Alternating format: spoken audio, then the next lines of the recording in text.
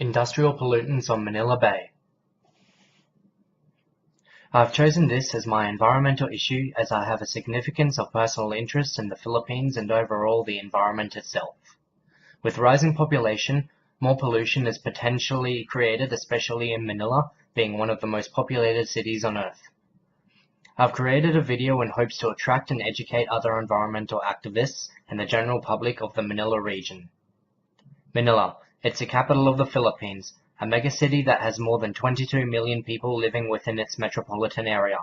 This massive population, nearly the size of Australia's overall human population, is seemingly growing and having major environmental impacts on Manila Bay. Once known as one of the most diverse places on Earth for marine life, Manila Bay has come to a point where living species are unable to survive within this habitat due to heavy industrial metals. Because of this situation, Manila Bay is now considered one of the most polluted aquatic ecosystems on Earth.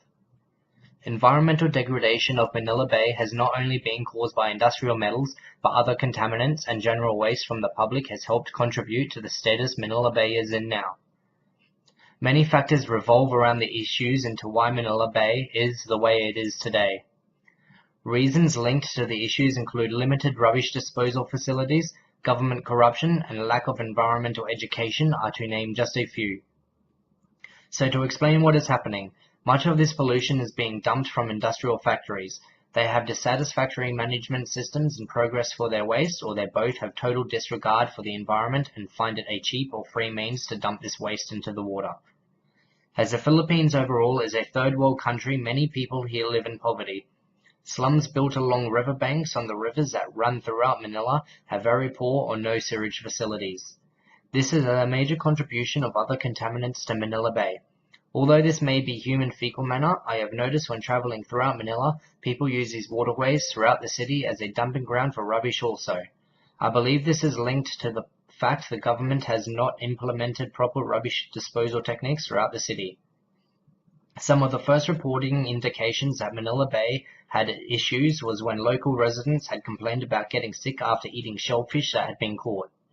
Scientific testing was conducted and found that the shellfish had been contaminated by the industrial waste which was being dumped at massive rates into the water. So therefore, the industrial waste being dumped into this bay is causing major impacts on not only the bay, the marine life, but also the people known to swim in the bay.